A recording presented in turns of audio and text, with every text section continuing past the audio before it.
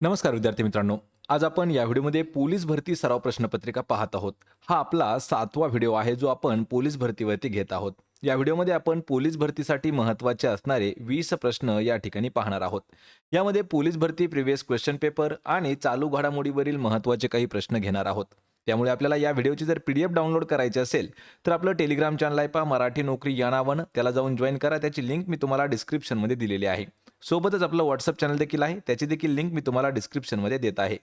आणि मित्रांनो, चॅनलवरती जर नवीन असाल तर लगेच आपल्या सत्यशोधक अकॅडमी यूट्यूब चॅनलला सबस्क्राईब करून ठेवा, म्हणजे आपल्याला डेली अशाच पद्धतीचे व्हिडिओज पाहायला मिळतील.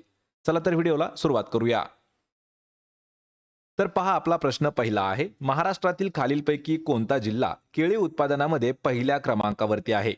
मित्रांनो, प्रश्नाचं जर उत्तर येत असेल तर 3 ते 5 सेकंदामध्ये आपण प्रत्येक प्रश्नाचं उत्तर हे कमेंट करून देण्याचा प्रयत्न करा, म्हणजे आपलं रिव्हिजन देखील याच व्हिडिओमध्ये होऊन जाईल.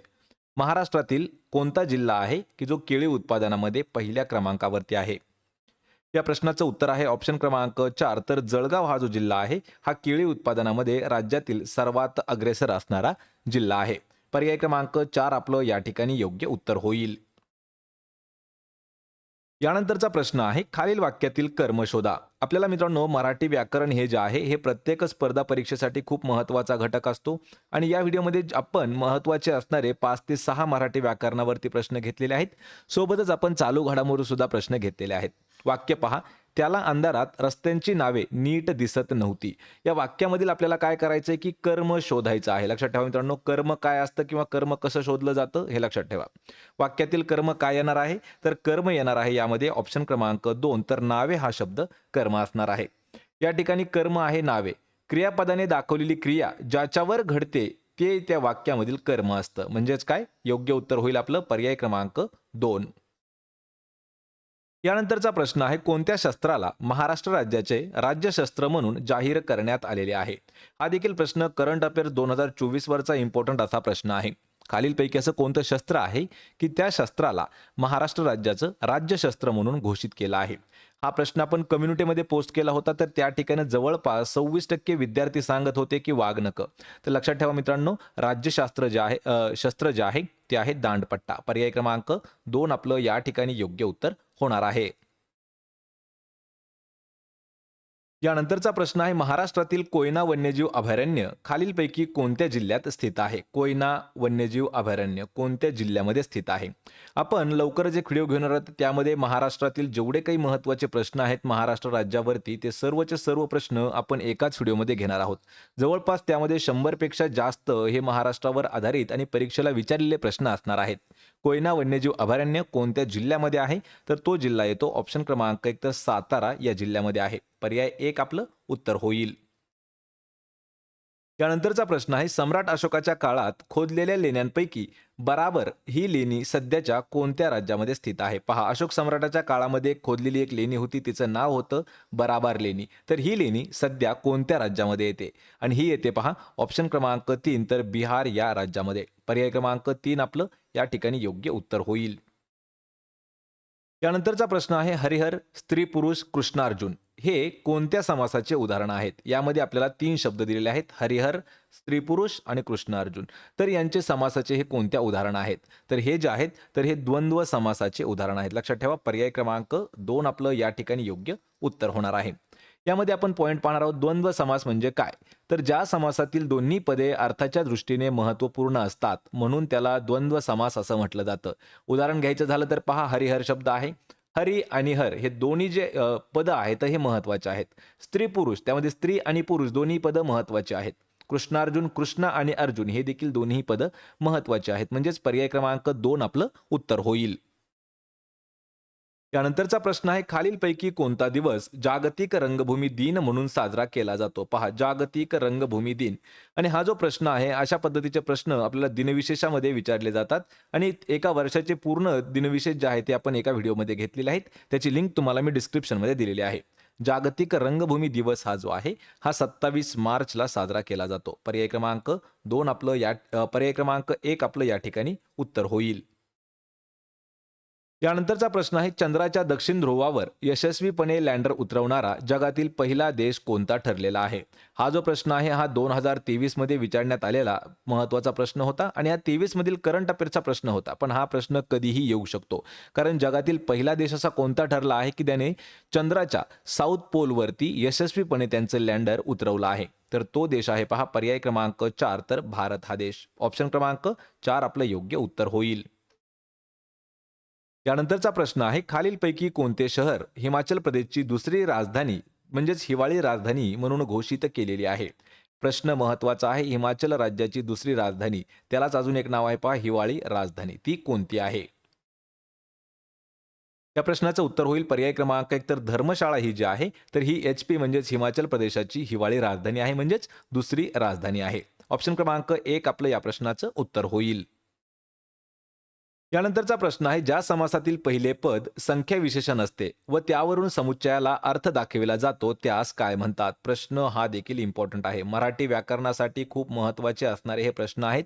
ज्या समासातील पहिले पद संख्या विशेषण असते व त्यावरून एखाद्या समुच्चयाला अर्थ प्रदान होतो किंवा अर्थ दिसतो तर त्याला कोणता समास म्हणतात? तो समास असतो द्विगु समास. पर्याय क्रमांक 2 आपलं या ठिकाणी योग्य उत्तर होणार आहे.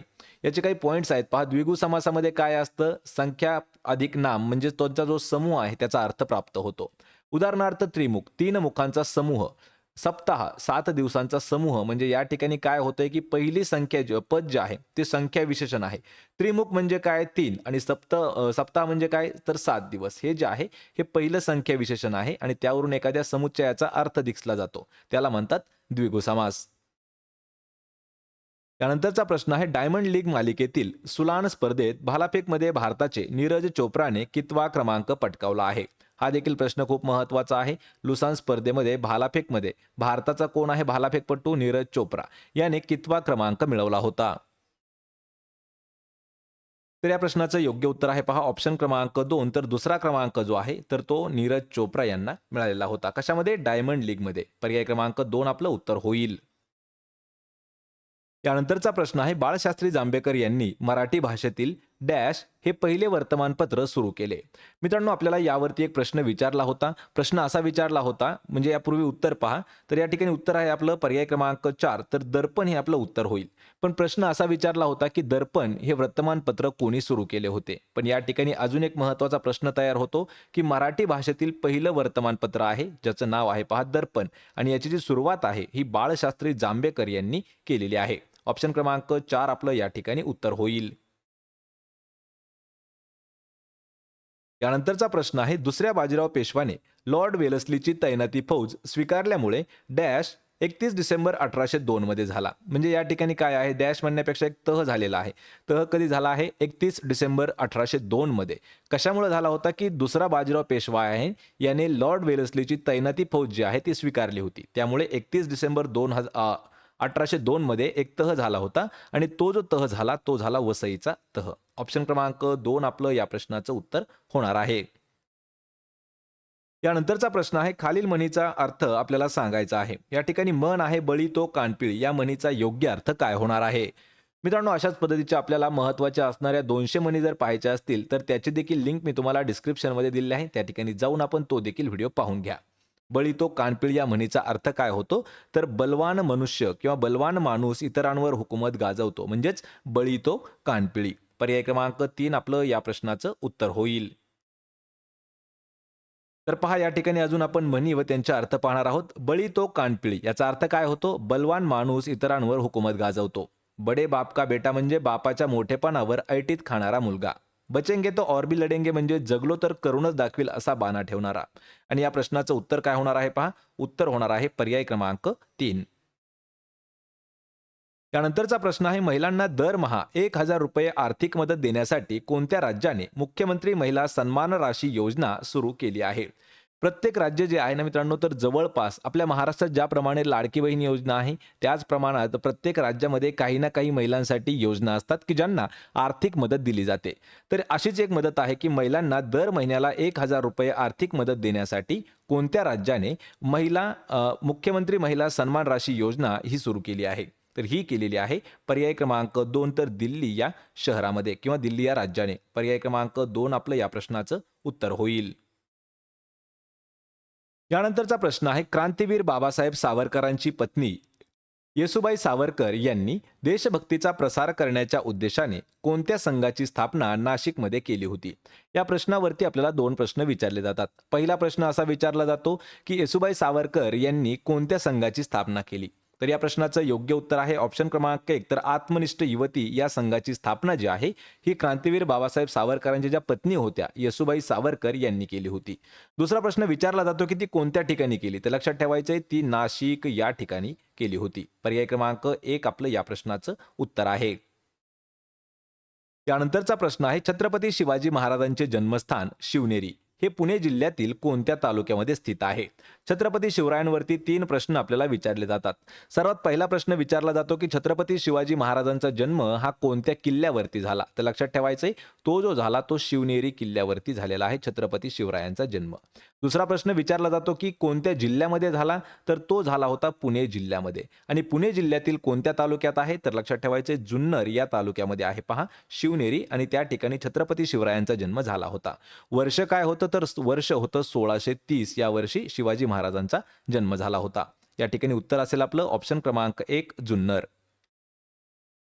त्यानंतरचा प्रश्न आहे, खाली शब्दाचा विरुद्धार्थी शब्द आपल्याला ओळखायचा आहे.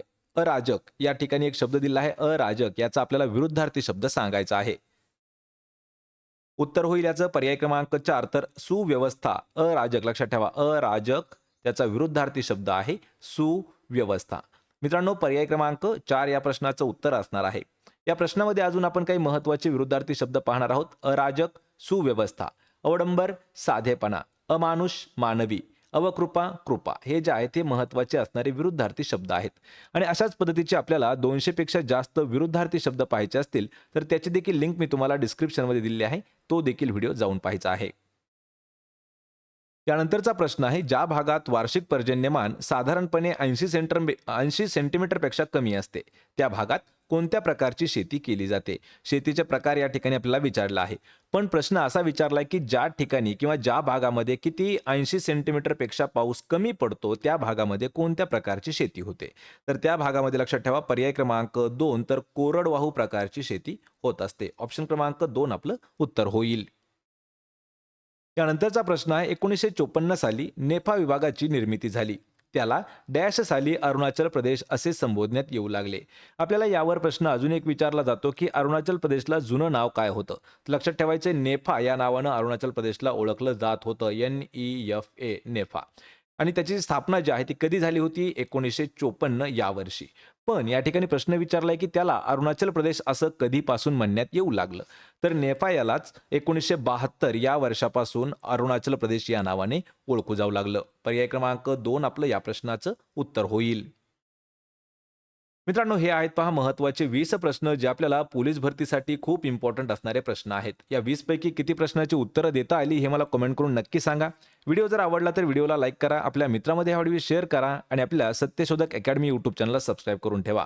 प्रत्येक व्हिडिओची PDF अगदी फ्रीमध्ये जर मिळवायची असेल तर आपलं टेलिग्राम चॅनल आहे मराठी नोकरी, त्याला जाऊन जॉईन करा. त्या ठिकाणी आपल्याला प्रत्येक व्हिडिओची PDF अगदी मोफत दिलेली आहे. आपण भेटूया पुढच्या एका अशाच नवीन व्हिडिओमध्ये. तोपर्यंत जय हिंद, जय महाराष्ट्र.